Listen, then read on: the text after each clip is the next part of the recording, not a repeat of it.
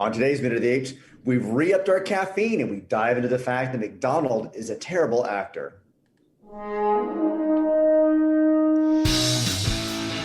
Take your stinking paws off me, you damn dirty ape! The divine bomb. The only good human is a dead human! There is fire, there is smoke. The minute of the apes. The minute of the apes. The minute of the apes. The minute of the apes.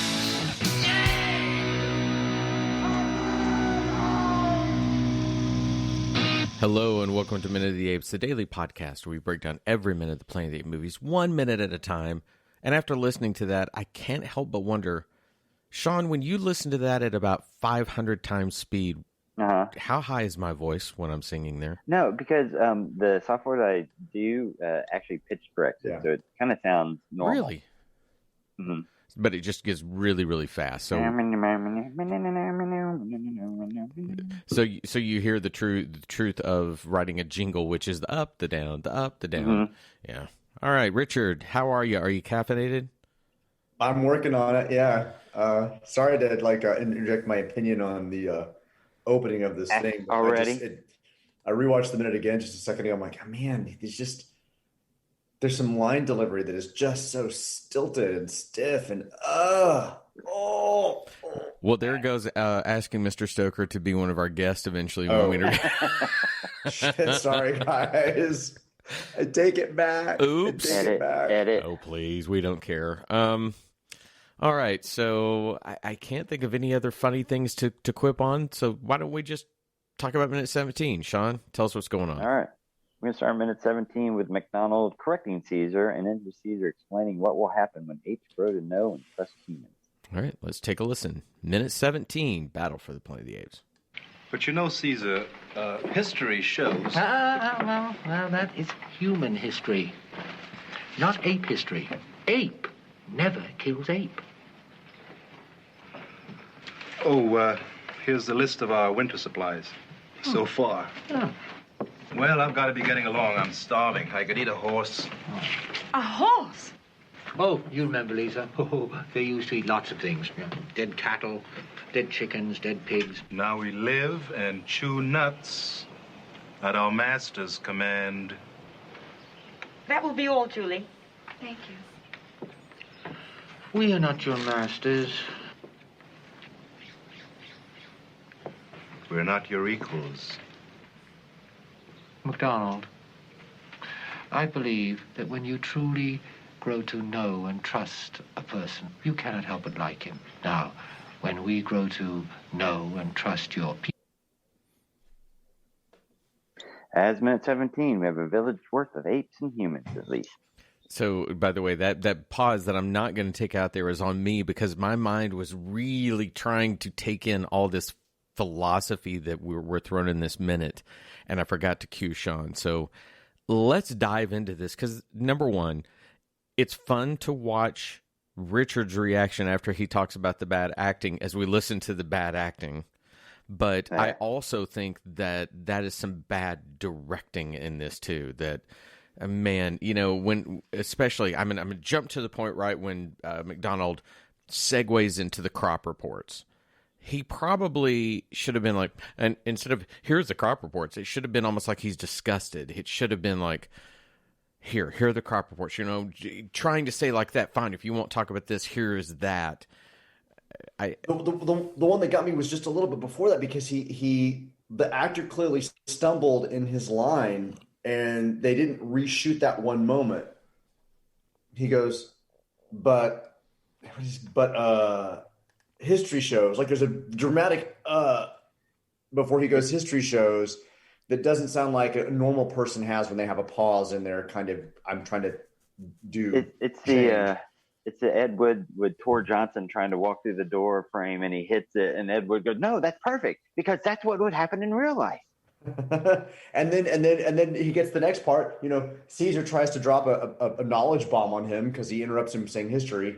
human history, not ape history. Ape never kills ape. And you're right to his next point. He goes, here's a list of our winter supplies. I'm just gonna Change the subject. Exactly. Yeah, but it's not done well. It just looks stiff. Well, Sounds stiff. I really dislike the whole Caesar jumping on, human history.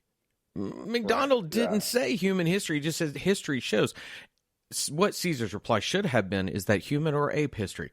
If he had said that, then that makes more sense. But the sudden, just like he tries to say we're not your masters, we're not these things, but holy crap, he does treat him like a little bitch whenever it's like human history. Oh, damn, bitch, I'm sorry. And then then Lisa over there commanding the blonde lady, it's like, I'm sorry, you are kind of bossing us around. You are doing these things to us, whether you acknowledge it or not.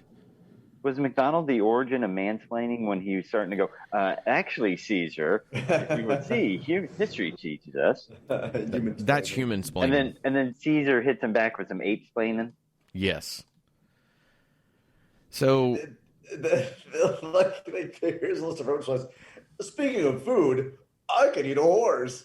This is just so bad. McDonald could have come back at him, when he's going, ape never kills ape and all this stuff. And he goes, well, actually, history has shown us. And he goes, which history, ape or human? He goes, ape. Ape history has shown us that apes actually do kill each other and sometimes eat each other. So, what you got to say about that, bitch? Well, let me think. Let me go back and look at that last minute. By the way, you are the Jane Goodall of the show. Did you know that? You truly go into the true makeup of apes and what they do.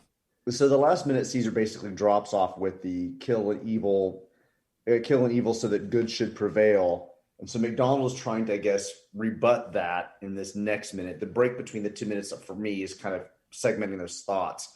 But that's what he's trying to rebut. And I feel like the structure of this could have moved our master's command could have been a little bit higher in this thing to continue that conversation a little bit deeper before being frivolous about eating nuts and berries and not meat. I feel like the ape never kills ape. I could eat a horse. Are they trying to say that humans would eat apes as well? It's a jumble of things happening. And I could have moved now we live and chew nuts at our master's command a little bit higher after the ape never kills ape, and just kind of drop the ridiculousness of eating a horse and fishes and dead cattle. Yeah, the whole, I know what they're trying to do is to say that man was barbaric in his own way, that they had to kill the animal to eat the animal, blah, blah, blah. I get that. The bigger conversation here, when Caesar says we don't command you. We're not your masters. You're not your masters. It should have been at that point when they have that conversation in the background that we hear Lisa commanding the blonde woman, right, and Julie. McDonald looks over, and then Caesar with Roddy would have probably eaten this up if he would have been like, okay, there's a little bit there. Yeah. That should have happened. That would have been. Now we've actually said something. We've actually established that yes, they do command them, but we almost have to glean that ourselves instead of the characters hearing the hypocrisy of what they say, and it's a missed moment. And I don't know. How often do either of you say I could eat a horse? I know it's one of those things that's been around for. I'm so hungry I could eat the butt out of a rag doll.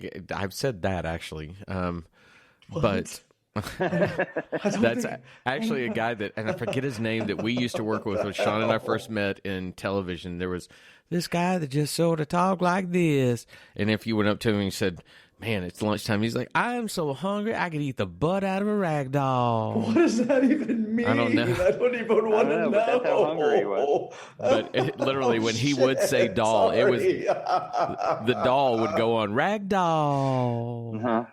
I wish I could remember that guy's name. I can see his face. I can't remember his name. Has anybody typed up to see what kind of colloquialism that is or where that come from? Because I've never heard of that. I want to say his name was Darren, and I think that would be just a Darrenism is what that would just be called.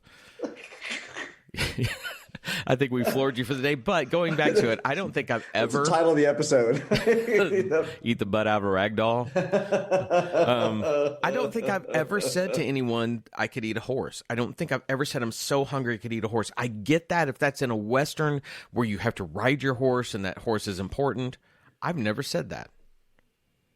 Never once. I'm so hungry I could eat a dog. If I usually say I'm hungry, I'm like, I'm famished. I'm Well, I did go about look it to up, and faint. it's, My blood sugar's low. I say something like that, but I don't ever say I could eat a horse. Ugh. I think I've said I could eat a horse. I just don't think it's something that I say often or Yeah, once I a just year. looked I it know up, I've and said it before. that ragdoll is a Southern saying. It's I could eat the hind end out of a ragdoll. Really? I'm very hungry. My mom used to say this. Well, okay. Why Well, would that's you not eat just a hind end of- I don't even Darrenism. understand why.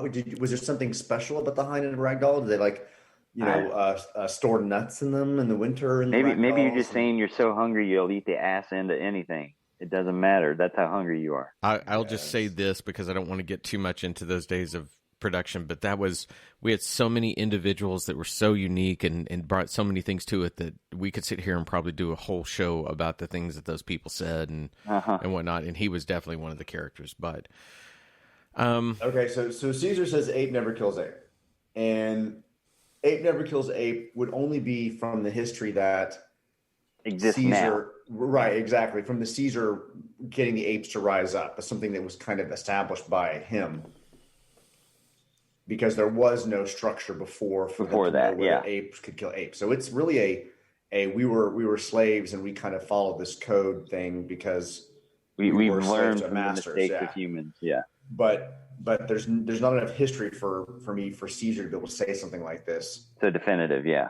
with a definitive nature. But that's just me just kind of breaking this down. But the movie's going to establish that as something that needs to be in there for later on, right? So we're just establishing this kind of ape never kills ape, whereas humans are barbaric. To your point, Todd, they would eat horses and things like that. Then we have Lisa dismissing Julie, which is sandwiched between the at our master's command, but we're not your masters. But we just had this moment of the dismissing Julie, who clearly was a servant of some kind, or a housekeeper, or chef or something. That point could have been, she's established in the description a couple of pages earlier that that's who she is. Where is it? Behind the handmade table where Lisa works, assisted by a young, attractive serving girl. Oh. There's a large open window through which is a collection of swings, et cetera, et cetera. So they established her as a serving girl in the script, but we really don't know what her role is at this point. I mean, she just may be a housemaid or something like that, as opposed to a slave, or a servant. Yeah, but I mean that when you get into even the history of slavery in this country, those that worked in the house, they may have had the privileges or whatnot, but they were still slaves. And I think that if you're going to make that point that we are indebted to you, we're doing your bidding, we're doing whatever, you have to address that. And it's such a missed opportunity for them to take it, and especially that it's a white blonde woman. Here, McDonald is an African-American who obviously, when you look at it, you can look at the slavery in America and you can say, oh, I get what they're doing. But then to put a white blonde woman would have even probably made the idea of humans being servants to the apes even stronger, perhaps, for audiences at that time. And it's such a missed opportunity that I hate it that Caesar didn't see that. And I don't, again, looking ahead in this movie, I don't know that he ever sees that. Well, so we're at this point of the movie, Sean, what would you assume the role of humans in this particular city? Well, they don't appear to be slaves because they don't have any sort of bondage on them to keep them down. They're dressed pretty well. They're working with the apes. It doesn't seem like the apes are bossing them. I mean, the fact that you have a human teaching apes kind of shows that there is some sort of equality to it, not necessarily in power, but there is a dynamic where in some cases humans are above apes, in other cases apes are going to beat the shit out of humans if you say no to them. Right. Like it is a. Am I on mute? No, that's No, you're good. Okay, cool. Oh, I can press mute. Okay, sorry, I confused me for a second. I don't get this. Like, what are the humans? Are they Role there? or are they at the kindness of the apes. Yeah, it's a weird mix of this because, you know,